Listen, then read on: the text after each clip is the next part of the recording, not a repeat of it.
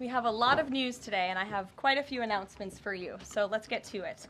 First, on behalf of the President and the White House, we express our deepest condolences to the family of New York police officer Islam, who made the ultimate sacrifice in defense of his fellow New Yorkers. As the funeral services are held in New York City today, everyone at the White House is keeping the officer's family, friends, and fellow NYPD law enforcement officers in our thoughts and prayers. The President has always, and will always, proudly stand with our men and women in blue. May God bless Officer Islam and the other individuals who were tragically killed in this senseless act of violence.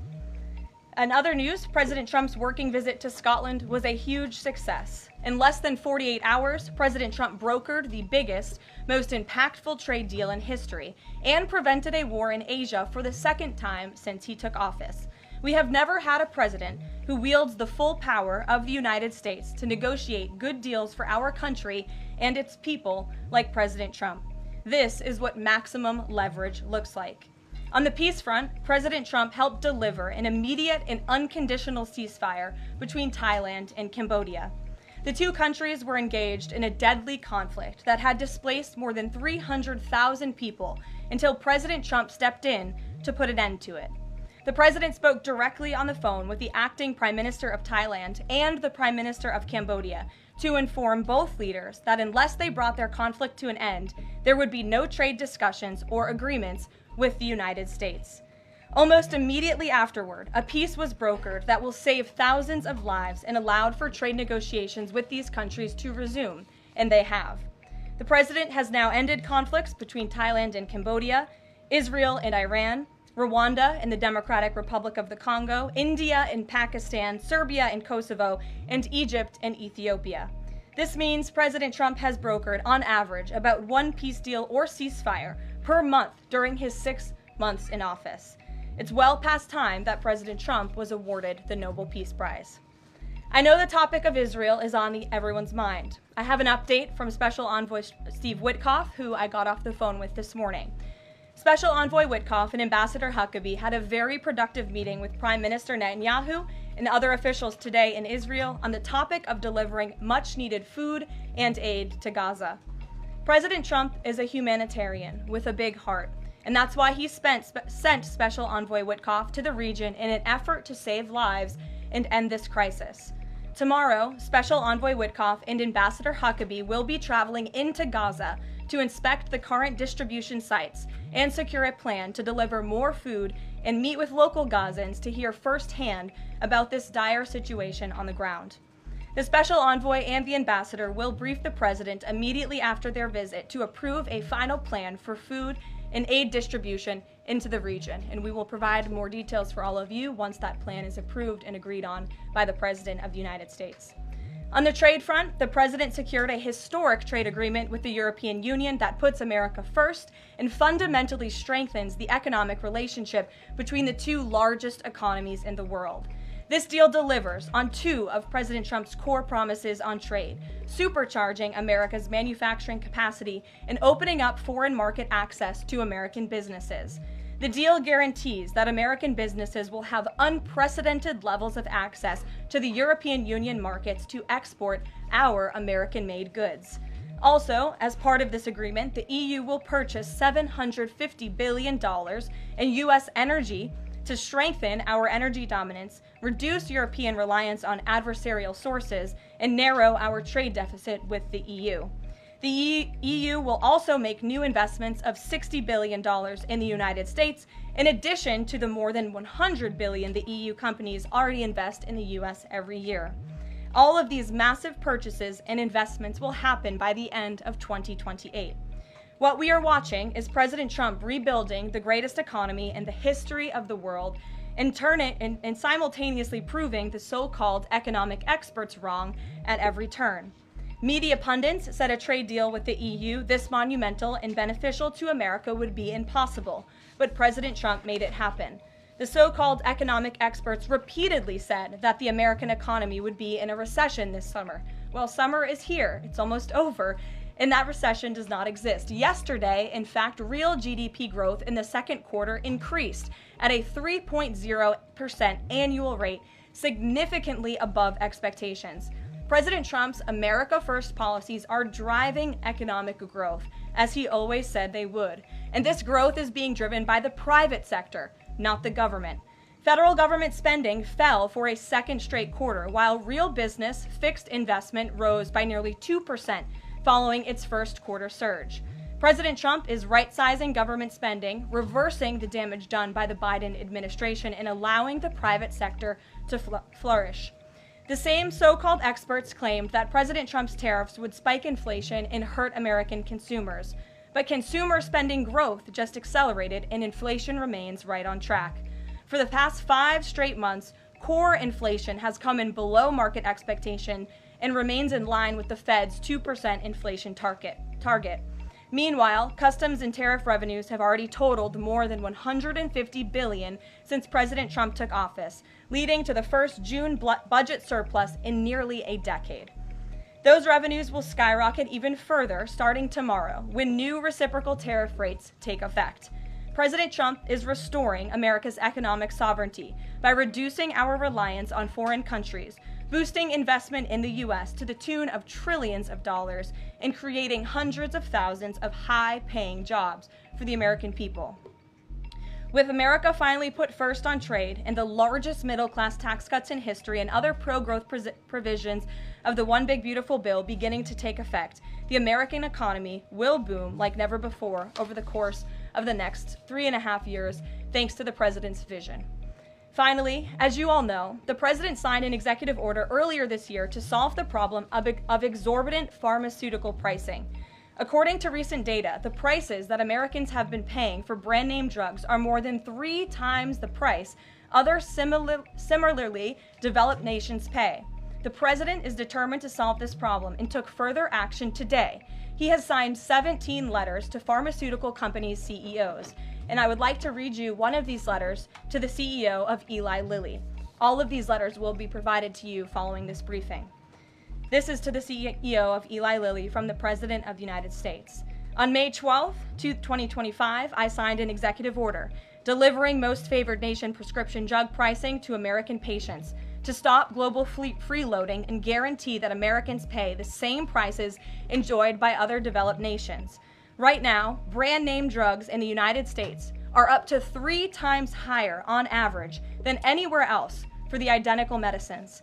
This unacceptable burden on hardworking American families ends with my administration. Most proposals the Trump administration has received to resolve this critical issue promised more of the same, shifting blame and requesting policy changes that would result in billions of dollars in handouts to industry. Moving forward, the only thing I will accept from drug manufacturers is a commitment that provides American families immediate relief from the vastly inflated drug prices and an end to the free ride of American innovation by European and other developed nations. Accordingly, I'm calling on Eli Lilly and Company and every manufacturer doing business in our great country to take the following actions within the next 60 days. Extend the most favored nation pricing to Medicaid, guarantee most favored nation pricing for newly launched drugs, return increased revenues abroad to American patients and taxpayers, provide for direct purchasing at most favored nation pricing. The President's team, including Secretary Kennedy and Administrator Oz, stand ready to implement these terms. The President expects to further engage with them immediately in good faith to deliver relief for American families. Make no mistake, a collaborative effort towards achieving global pricing parity would be the most effective path for companies, the government, and American patients. But if you refuse to step up, we will deploy every tool in our arsenal to protect American families from continued abusive drug pricing practices. Americans are demanding lower drug prices, and they need them today. Other nations have been freeloading on U.S. innovation for far too long, and it is time they pay their fair share. I look forward to your binding commitments to each of these goals by September 29th, 2025, and my team stands ready to assist with implementation questions. Thank you for your immediate attention to this vital national priority. Signed, President Donald J. Trump. Again, to the CEO of Eli Lilly, This letter, in its form, has been designed for each of the 17 major drug and pharmaceutical companies in the United States, and we're happy to provide you the full list. And I believe you will see all 17 letters popping on Truth Social very shortly, so you can look out for those, and I'm happy to take any further questions. Before we get to questions, I do have one other announcement from the White House and from the President. We are proud to announce that the construction of the new White House ballroom will begin. For 150 years, presidents, administrations, and White House staff have longed for a large event space on the White House complex that can hold substantially more guests than currently allowed. President Trump has expressed his commitment to solving this problem on behalf of future administrations and the American people. The White House is one of the most beautiful and historic buildings in the world. Yet the White House is currently unable to host major functions, honoring world leaders in other countries without having to install a large and unsightly tent approximately 100 yards away from the main building's entrance. The White House State Ballroom will be a much-needed and exquisite addition of approximately 90,000 total square feet of innately designed and carefully crafted space with a seated capacity of 650 people, which is a significant increase from the 200-person seated capacity in the East Room of the White House. In recent weeks, President Trump has held several meetings with members of the White House staff, the National Park Service, the White House Military Office, and the United States Secret Service to discuss design features and planning. President Trump has chosen McCreary Architects as the lead architect, which is well known for their classical architectural design and based right here in our nation's capital. The construction team will be headed by Clark Construction, and the engineering team will be led by AECOM. The project will begin in September 2025, and it is expected to be completed long before the end of President Trump's term. President Trump and other donors have generously committed to donating the funds necessary to build this approximately $200 million structure. The United States Secret Service will provide the necessary security enhancements and modifications. The White House ballroom will be substantially separated from the main building of the White House, but at the same time, its theme and architectural heritage will be almost identical. The site of the new ballroom will be where the small, heavily changed and reconstructed East Wing currently sits. The East Wing was constructed in 1902 and has been renovated and changed many times, with a second story added in 1942. White House Chief of Staff Susie Wiles has provided the following statement. President Trump is a builder at heart and has an extraordinary eye for detail. The President and the Trump White House are fully committed to working with the appropriate organizations to preserve the special history of the White House while building a beautiful ballroom that can be enjoyed by future administrations and generations of Americans to come. In the White House, we will continue to provide the American public and all of you in the press with updates on this project at whitehouse.gov/visit. And if you go there shortly, you will be able to see renderings and visuals of what this ballroom will look like, both the exterior and the interior. I have provided some photos for all of you in the room today. This is the interior of the ballroom space. It's quite beautiful. And then this is the exterior of the ballroom space. As you can see, it will come off of the executive mansion as it sits today, and the East Wing will be modernized and renovated. We're happy to answer any further questions on that, Jennifer. Since you're so eager, I will go to you, but first, as always, I want to start with our new media seat, Ben Weingarten. Why don't you go ahead, Ben? Thank you. In light of the release, the declassification of the annex to the Durham report today, beyond any potential prosecutions, the outcomes of which will likely be uncertain, what does the President believe justice for Russiagate ought to entail? Might it include restitution for those whose lives were upended as a consequence of Russiagate, and perhaps a major reorganization of the national security apparatus? Well, I think a major organization of the national security apparatus, at least here at the White House within the National Security Council, has indeed taken place, and the President entrusts his current CIA director, John Ratcliffe, and our ODNI director, Tulsi Gabbard, to make the necessary changes to ensure classified intelligence, especially that could implement or hurt the national security of our country does not make its way into the hands of irresponsible actors who want to politicize that intelligence for their own end. Since you brought up the declassification report that was put out by Senator Grassley today, I'm glad you brought it up because this should be a story every outlet in this room should be covering. This is further evidence that Hillary Clinton approved the Russia hoax against President Trump. Her campaign financed it. Again, she approved it. And the FBI and the CIA were both weaponized to, as our director of CIA has said, accelerate this hoax against then candidate and former President Trump. To answer the heart of your question, the president wants to see justice served, and he trusts the Attorney General and the Department of Justice to implement that justice and hold these people accountable. One more question, briefly, Sure. if I may, on a totally different topic. There's been legislation reintroduced in the House and Senate on designating the Muslim Brotherhood as a terrorist organization. The Muslim Brotherhood is considered by many to be the fountainhead of Sunni Islamic supremacism from which Hamas and other groups have spawned, with a nexus to domestic organizations as well. Does the president support designating the Muslim Brotherhood as a terrorist organization? Frankly, I'm not sure because I haven't talked to him, and I would never want to get ahead of the National Security Council on specific designations. It sounds like something this administration would support, but we can get a firm answer for you. How's that? Thank you. Thanks for being here. Jennifer, go ahead. Eager beaver today. How much of the East Wing will be torn down? The entire East Wing or just parts of it? So the East Wing is going to be modernized. The necessary construction will take place. And for those who are housed in the East Wing, including the Office of the First Lady, the White House Military Office, the White House Visitors Offices, those offices will be temporarily relocated while the East Wing is being modernized. And then on Israel-Gaza, there are some reports that negotiations with Hamas might not be continuing. Did you get any updates from Steve Witkoff on that? I did. Special Envoy Witkoff is actively talking with our counterparts in Israel about that, and he wants to give some grace to the president so he can fully brief the president on what he's learning on the ground in both Israel and Gaza. But the president put out a very strong statement on Truth Social this morning, which I'm sure you saw, and he said the quickest way to end this entire conflict, the humanitarian crisis that we've seen, and the crisis in Israel that of course started on October 7th when Hamas brutally kidnapped and raped innocent Israelis, that terrible terrorist attack, is for Hamas to surrender, to release all of the hostages, and to end this conflict. And that's what the president wants to see. He's made that very clear. But the special envoy will be in Gaza tomorrow, as I shared with you previously. Josh. Can you give us a little more clarity on the tariff timing? You said that the reciprocals will take effect tomorrow. Yes. Does that include the new auto rates, for instance, on Japan, Korea, the EU? Is this all coming effective tomorrow?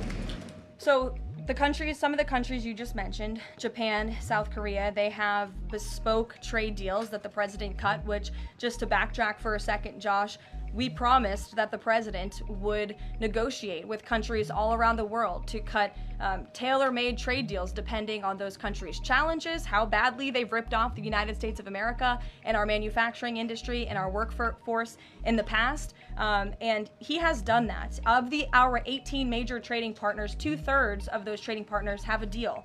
We've sent out 17 letters to countries around the world. And the rest of those countries that either do not have a deal or have a letter, they will be hearing from this administration by the midnight deadline tonight. So yes, tomorrow, August 1st, the reciprocal rates will be going into effect.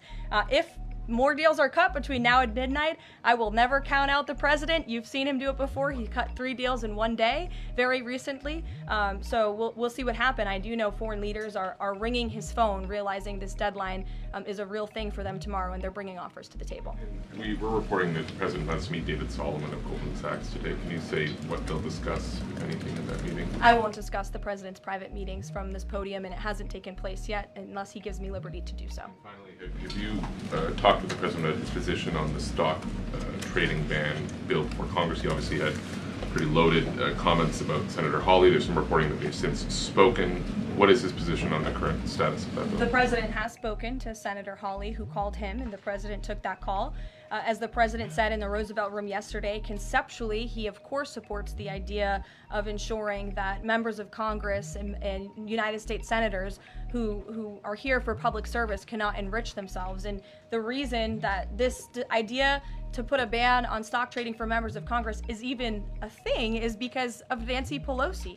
I mean, she is rightfully criticized because she makes, I think, $174,000 a year, yet she has a net worth of approximately $413 million. In 2024, Nancy Pelosi's stock portfolio, this was a fascinating statistic to me, grew 70% in 1 year in 2024, and her portfolio outperformed every single large hedge fund in that same year and even more than doubled the returns of Warren Buffett's Berkshire Hathaway. So I think the president stands with the American people on this. He doesn't want to see people like Nancy Pelosi enriching themselves off of public service and ripping off their constituents in the process. As for the mechanics of the legislation and how it will move forward, the White House continues to be in discussions with our friends on Capitol Hill. Emily, in a new seat today. Thanks, Caroline. I wanted to ask about this report that the president wants to host a G20 meeting at Trump Durrell. How is he going to do that considering all the preparations that have been going on in South Africa? And also, would that be seen as his businesses possibly profiting from hosting this kind of meeting? I would reject that premise entirely. We have announcements and details forthcoming on the G20, but my understanding is no firm announcement is ready to be made at this time. I did see the report, but we're not in a place to confirm it just yet. Michelle? Just on the tariffs, what are the logistics for imposing those? Does the president have to sign an executive order tonight? What's the timing on that? Yes, and he will be signing an executive order at some point this afternoon or later this evening. And as always, we'll keep you posted when that happens, and it will be released from our office. And there's some of these countries that have they all had contact with U.S. officials, or are there some countries that are going to get letters that have had no opportunity to negotiate with the United States? Well, there's a lot of countries that I know have reached out. I believe it's upwards of 200 countries around the world have reached out to the trade and tariff team. Of course, as I said previously and the president said, we're going to prioritize our key trading partners, which we have done. Like I said, of the 18, 2/3 of those we have cut these tailor-made deals with. But I do know that the trade team has been working around the clock to try to be in correspondence with as many countries as possible. But if they haven't heard from us yet, they will in the form of a letter or an executive order by midnight tonight. We'll go to the back. Sure, go ahead. In the back left. Thank you. Amanda, yes. Thank you very much. I have asked about the U.S. Amanda, you can go on. U.S. and South Korea tariff negotiations. At the tariff negotiation between South Korea and the United States concluded yesterday. President Trump stated on his SNS, Truth Social, that he would announce the specific details of the investment in the United States at the South Korea United States Summit in 2 weeks. My question is this tariff negotiation a final agreement, or is further negotiation necessary? Well, yes, as you know, the president met with representatives of the Republic of South Korea here at the White House yesterday, and they did, in fact, reach a deal. And South Korea will pay a 15% tariff rate, including 15% on autos, while providing historic market access to American goods like autos and rice. Korea will purchase $100 billion in American energy by 2028. And the centerpiece of this deal is that South Korea has agreed to invest $350 billion at the president's direction to revitalize American industry. 90% of those profits will go to the United States government to help pay down our debt and for other matters at the president's choosing. So it was a very successful meeting yesterday. When is set up the further U.S.-South Korea summit day? I'll get you something on that. I don't have it at my fingertips. Okay, Amanda. Thank you, Caroline. There are a number of congressional Republicans who have raised the alarm about the fact that roughly 80% of pharmaceuticals are either manufactured or their precursors are manufactured in either China or India. There are some pieces of legislation, some recommendations, which include either onshoring, nearshoring, or friendshoring, those components of that. Do you know if the president intends to throw the weight of the executive behind that? I don't have any updates for you at this time. I do have an update on our EU trade deal. I stand corrected. It's not $60 billion in investments. It's $600 billion in investments. I want to make that very clear. And I personally watched the president behind closed doors with the European president in Scotland negotiating this deal. And he got the most juice out of that squeeze that he could. And he was constantly looking out for America's interests. So I just wanted to clarify that one point. Deanna. Thanks, Caroline. For the countries that don't have a deal yet, should we be looking at the April 2nd chart at all? or is he negotiating and talking about having a set tariff rate, 10%, 20%? Those discussions are taking place with the trade team today, and again, we'll provide further guidance with that executive order once it is signed, and the answer to that question will be in that executive order. Is he looking to provide any more extensions today after his phone call with Mexico? Is there any other conversations like that?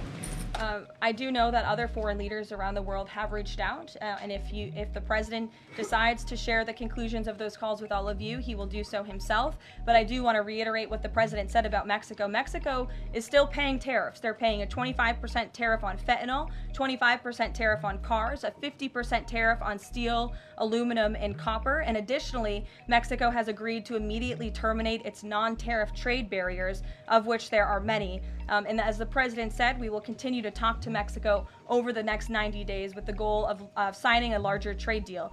The key to this, again, is Mexico has agreed to terminate those non-tariff barriers and to continue to work with us in good faith. Mexico is a very unique situation of all the other countries around the world because, of course, we share our southern border with Mexico, which we've seen an increase in cooperation between Mexico's President Claudia Sheinbaum and our administration on clamping down on drug trafficking and human trafficking at the southern border. We appreciate those efforts and will continue to work in good faith and to continue to have these trade discussions as well. Joey. Yeah, thanks, Caroline. Just clarifying a previous question. President Trump has indicated he's been looking at either 15% or 20% baseline universal tariff. Has he landed on one of those yet? I won't get ahead of the president on that baseline announcement. And then secondly, what did Treasury Secretary Bassett mean yesterday when he called the new Trump accounts for newborns a, quote, backdoor to privatizing Social Security? Does the administration view this new Trump accounts as a way to, in the long term, perhaps privatize Social Security? What the Secretary of Treasury was saying and what this administration believes is that these Trump newborn accounts, which is an incredibly creative and great provision that was in the One Big Beautiful Bill for newborn babies and families and future generations of Americans, will help supplement, not substitute, Social Security. The Trump administration is wholeheartedly committed to protecting Social Security. The president did it in his first term. He's doing it again in this term. But these newborn accounts are another revenue stream for young people to watch their money grow throughout their lives and to one day be able to access those funds so they can hopefully build a home and live the American dream. Jake. Just one follow-up on tariffs and then one not. Is the president at all considering extending the August 12th China deadline at all? Is that in consideration?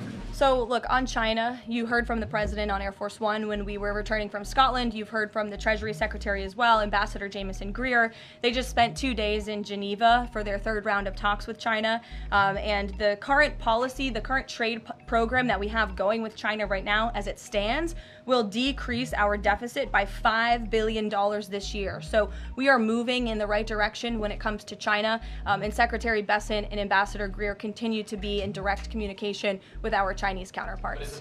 Is it an extension on the table potentially from that August 12th deadline as it stands? I don't think so, but I'll let the Secretary of Treasury speak on that because he's leading these negotiations. Reagan, go ahead. Thanks, Caroline. There's growing frustration that more of Trump's nominees haven't been confirmed. Why does the president think Senate Republicans are so behind, and has he had any further conversations with Leader Thune about it? The president has had many conversations with his friends in the United States Senate about advancing his nominees, his judicial nominees through this process. It is critical that we get these good attorneys in these positions so that we can end the weaponization of justice, so we can have true law and order in our country. It's unfortunate the Democrats are playing political games, but the president has made it clear to Senate Republicans they need to do everything in their power to advance the president's nominees as well. Kelly, go ahead. Caroline, thank you. 2 questions real quickly. Sure. Nigeria. Congressman Chris Smith, Republican from New Jersey, is calling upon the President of the United States to do something in terms of imposing perhaps sanctions on Nigeria for the persecution of Christians living in the northern part of Nigeria by radical Islamic groups. Has he contacted the President yet? And do you know if there's any action that the President will take? I'm not tracking a call between the president and the head of Nigeria. I know the president wholeheartedly condemns the persecution of Christians, or frankly of people of any faith all over the world, but I don't have any updates for you in terms of sanctions in this part of the world. My second question, Caroline, deals with immigration here in America. As you know, a lot of deportation has been going on. ICE has been going after violent criminals that are here illegally, and rightly so. In the midst of that, there are some evangelical pastors who are stating that it may have gone to a point of being indiscriminate and actually getting innocent people, like members of the clergy. Has the president and has ICE looked at that to see how they can actually go after those violent criminals, but also make sure that members of the clergy are still not being deported? Well, look, the administration has always maintained the position that anyone who illegally crosses our nation's borders is subject to deportation. That's just the law of the land, and we must be a nation that enforces our laws.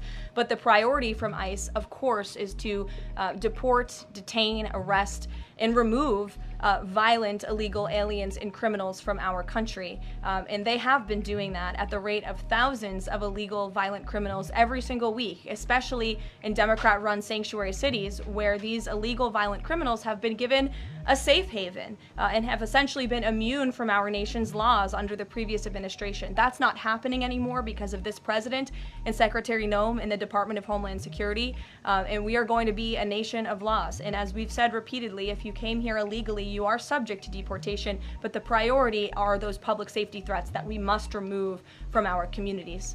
Caroline, thank you so much, Caroline. Two questions. So what Hamas hardens its position and Israel provides aid? Do you have any new information on the hostages that need aid too? And second question, we heard President Trump criticize President Macron and Prime Minister Starmer for their statement about recognizing a Palestinian state. What is the president's position on recognizing a Palestinian state, and will he recognize Israeli sovereignty in Judea and Samaria? I can answer both of those questions for you. On the second question about a Palestinian state, the president expressed his displeasure and his disagreement with the leaders of France, the United Kingdom, and Canada. He feels as though that's rewarding Hamas at a time where Hamas is the true impediment to a ceasefire and to the release of all of the hostages. So to your first question, the president wants to see all of the hostages released. He cares deeply about this. He has met with many of the former hostages, many of the families of those who have loved ones who are still being held hostage in Gaza. I have met with them too. It is absolutely devastating what these poor people have been through, and the president is always thinking about them, and that's why he's designated his special envoy Steve Witkoff, who's doing a tremendous job to release the hostages and to end this conflict. But the president has always said the last remaining hostages, now there are 20 living hostages in Gaza, will always be the hardest because Hamas is unfortunately using these innocent people as bargaining chips. But nevertheless, we are committed to seeing this come to an end. Elizabeth. Thanks, Caroline. Part of the settlement with Brown prohibits it from performing transgender procedures or prescribing hormone puberty blockers, that type of thing. Will eliminating these types of procedures be a priority for the Trump administration in negotiations with other universities? I can tell you that ending the chemical castration of children in our country is a priority of this administration. We've talked to many of these universities about it, but the president has also taken very strong action to cut off the funding for any medical institution in this country that provides those barbaric procedures. The Brown University agreement, since you brought it up, is yet another win to root out anti-Semitic behavior on our nation's college campuses and unlawful racial discrimination. Brown has agreed to no longer allow unlawful racial discrimination in admissions or university programming. They have agreed to provide access to all relevant data and information to rigorously assess compliance with its commitment to merit-based admissions, and they will pay $50 million over 10 years to state workforce development organizations that comply with anti-discrimination laws, supporting regional economic growth and career opportunities. Brown will also adopt the definitions of male and female from President Trump's executive order, defending women and gender ideology extremism for women's sports, programming, facilities, and housing. Brown will no longer perform gender gender reassignment surgeries on minors or prescribe them puberty blockers or cross-sex hormones. And Brown will take steps to improve the campus climate for Jewish students and combat anti-Semitism on their campus. This is yet another huge win for American students and for those who love our country and want to abide by our country's laws. On the topic of defending women from gender ideology extremism and helping women's sports, the president will be signing an executive order at 4 o'clock today with some very famous professional athletes whom I'm sure you all know. And that executive order will be focused on strengthening athletics in our country and making America healthy again. And we are going to re-implement the presidential fitness test in America's schools, which is, I think, something all Americans can get behind. So you'll hear from the president in 2 hours, and we will see you all there. Thank you.